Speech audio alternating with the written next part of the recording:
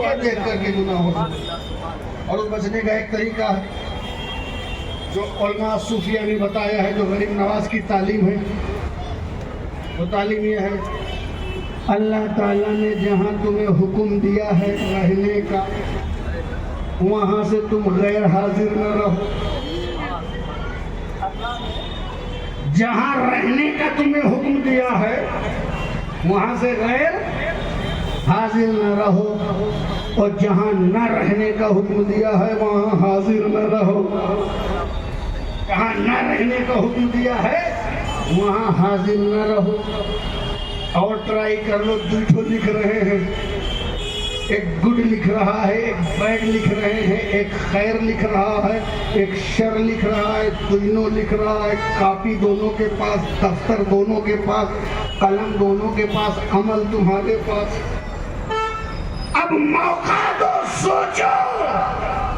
चलो बाजार में, चलो तो दरबार में, चलो तो घर में भी रहो तो बाहर भी रहो तो ये कहो कहीं भी हम जा रहे हैं, ये दोनों बैठे हैं, ये दोनों बैठे हैं। अब तुम्हें किसे छुट्टी पे रखना है? चाहो तो नेकी करते रहो, ये वाला लेके बैठा रहे, और चाहो तो ये बैठा रहे, ये लिखता रहे। अगर तुमने इसको मौका दिया और सिर्फ इसी को मौका दिया तो समझ लो कि तुमने तकवे का हक अदा कर दिया। इसको रेस्ट दे दो। ऐ ईमान वालों, अल्लाह से करो।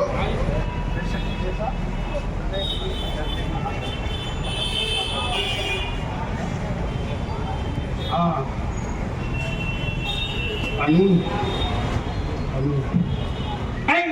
वला तमुतुन्ना, बस आखिरी बात सुनो, वला तमुतुन्ना इल्ला व अंतुम मुस्लिमून। और तुम्हें मौत ना आए मगर मुसलमान बन के। दुनिया से जाओ तो बस मुसलमान बन के जाओ। बिजनेसमैन रहो कि न रहो, बिल्डर रहो कि रहो न रहो, इंजीनियर रहो कि न रहो, दौलतमंद बनो कि न बनो, बनो की कोशिश करो, सब कुछ करो, बन के जाना नहीं है, यही रहना है। न तुम्हें दौलतमंद बन के जाना है, न बिल्डर बन के जाना है, न इंजीनियर और डॉक्टर बन के जाना है। करना है यहाँ, मगर जाना है मुसलमान बन के जाना है। अगर मुसलमान बन करके चले गए, उसका क्या मतलब? उसका मतलब ये, अगर तुम कुछ लेके नहीं गए मगर सिर्फ कलमा लेके चले गए, ला इलाहा इल्लल्लाह मुहम्मदुर रसूलुल्लाह, अगर तुम ये कलमा लेके चले गए तो अगर इस कलमे का साथ तुमने नहीं छोड़ा तो ये कलमा भी तुम्हें नहीं छोड़ेगा। ये कलमा कब्र में काम आएगा, ये हश्र में काम आएगा, ये मीज़ान पे काम आएगा, हर जगह काम आएगा, पुलसिरात पे काम आएगा। यही कलमा कब्र में, यही हश्र में, यही मीज़ान पे, यही पुलसिरात में, यही जगह जगह तुमको इज्जत और सुरखरुई अता करेगा, यही कलमा। लेकिन अगर गुनाहों की कसरत की वजह से तुम जहन्नम में भी चले गए, बाय द वे, अगर जहन्नम में भी चले गए और गुनाहों की सजा कंप्लीट हो गई, तो अब जहन्नम से कैसे निकल के किस बुनियाद पर बिल होगी और कैसे जमानत होगी? क्या कोई चांस है कि जहन्नम से निकल के कोई जन्नत में जा सकता है? वो खालिदीना फीहा अबदा के अलावा भी बहुत से लोग गिरफ्तारे दोज़ख रहेंगे, वो कैसे दोज़ख से निकलेंगे? जब ज़िना की खत्म हो गई सजा, झूठ की खत्म, गीबत की खत्म, लेमारी की खत्म, रिश्वत की खत्म, अगर ये खत्म हो गई तो अब ये कलमा ही बचेगा जो तुम्हें जहन्नम से निकाल के जन्नत में पहुंचाएगा। कलमा वो साथी है जो जहन्नम में भी साथ देता है।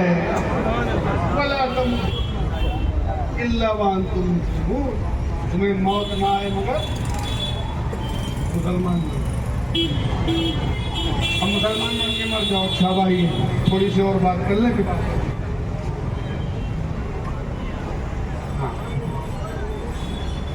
माशाअल्लाह भाई, होता है ना, थोड़ा पावर हो जाता है तो गलियां बदल जाती है, जगह बदल जाती है, और पावर अपने अंदर पैदा कर लो। 96 नहीं, 500 फिर तुम्हारी हो जाएगी। अच्छा, अब आइए बोला तमुतुन्ना, मौत की बात आ गई। अभी पढ़ रहे थे इसी पे, यार मूड बन गया था इसी आयत में तकरीर करने के लिए। कब्र में जब हम गए तो हमसे सवालात होंगे। दो रवायत है, दोनों सही है, एक ज़्यादा मशहूर है, एक सवाल होगा, मगर जो ज़्यादा मशहूर है और ज़्यादा मकबूल है, जिसके ज़्यादा फायदे हैं वही बोल।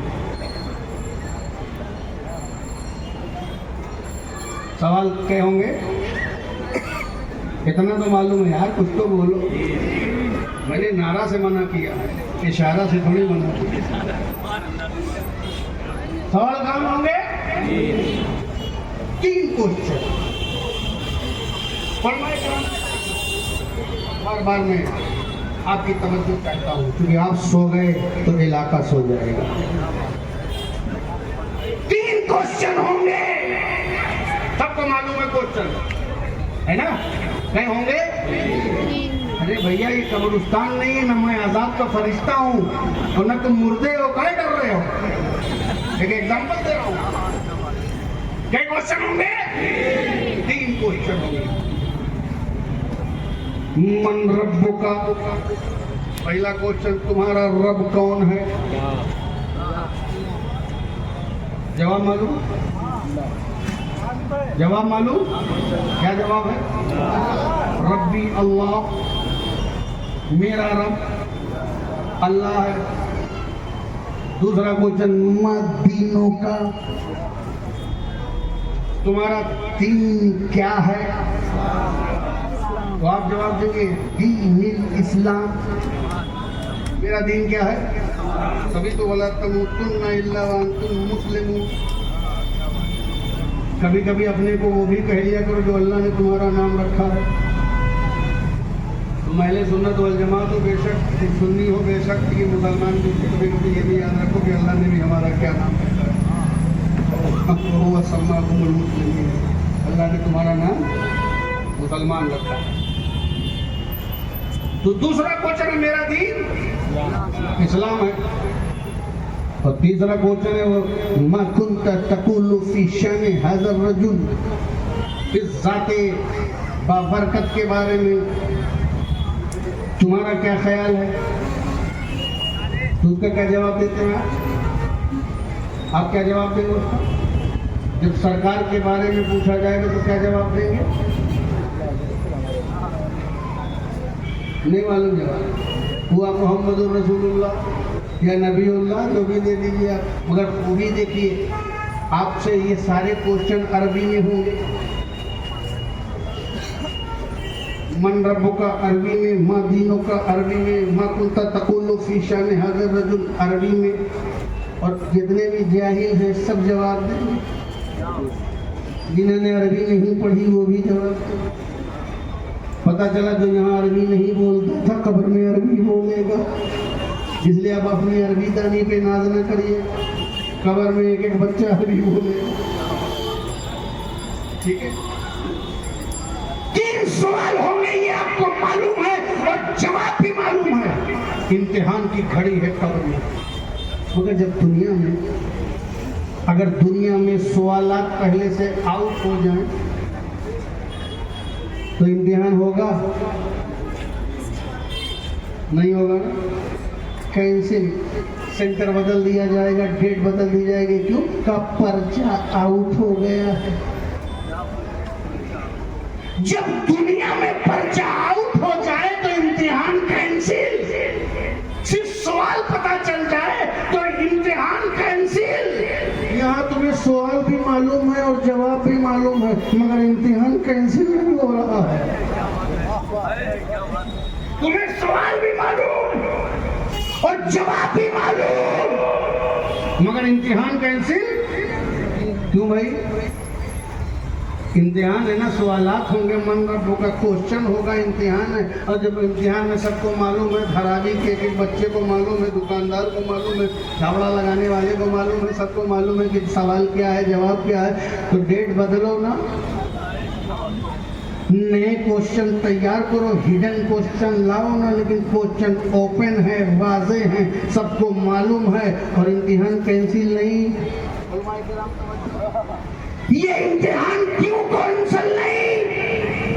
का जो इल्म का इम्तिहान होता है, जो इल्म का इम्तिहान होता है, अगर उसका पर्चा आउट हो जाए तो वो कैंसिल हो जाता है।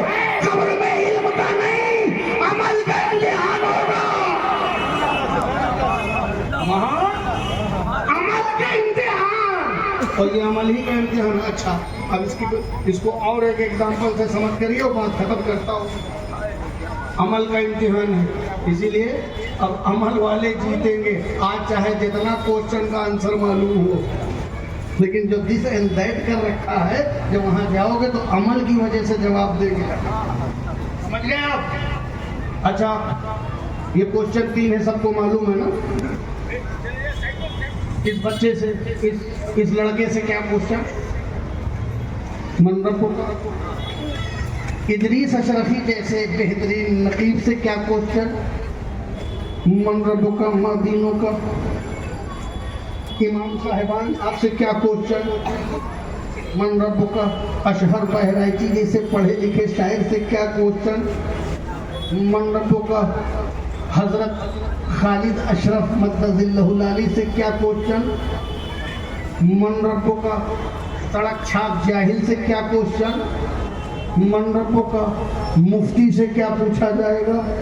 मन रब्बो का। मुहद्दिस से क्या पूछा जाएगा? मन रब्बो का। मुजद्दिद से क्या पूछा जाएगा? मन रब्बो का। अरे भाई, काबिलियत का भी तो लिहाज रखो। मुफ्ती साहब से पूछना था तो कुछ और हार्ड पूछते, आलिम से कुछ और पूछते, इमाम से कुछ और पूछते, पीर साहब से कुछ और पूछते, और जाहिल से कुछ और पूछते। मगर जितने कब्र में जा रहे हैं सबसे मन रब्बो का। मुफ्ती से भी मन रब्बो का, पीर से भी मन रब्बो का, मुरीद से भी मन रब्बो का, जाहिल से भी मन रब्बो का, सड़क छाप से भी मन रब्बो का, साहिब मसनद से भी मन रब्बो का, इमाम से भी मन रब्बो का। ये सबसे सवालात में भेदभाव क्यों नहीं? का अमल का इम्तिहान है, और अमल का इम्तिहान चाहे मुफ्ती हो, चाहे मुर्शिद हो, चाहे पीर हो, चाहे आलिम हो, चाहे आवाम हो। इन्ना बतशा रब्बिका लशदीद, तेरे रब की पकड़ सख्त है। बंदगी की लाइन में मकाम अपना अपना, मगर हिसाब सबका होगा। मकाम अपना अपना, मगर हिसाब सबका होगा। मुफ्ती बन के नहीं बच पाओगे, आलिम बन के नहीं बच पाओगे, पीर बन के भी नहीं बच पाओगे, इमाम बन के नहीं बच पाओगे। ये ना समझना कि स्टेज पर बैठे हुए बख्शे बख्शाए होते हैं और जो नीचे सुनते हैं वो सब गुनहगार होते हैं।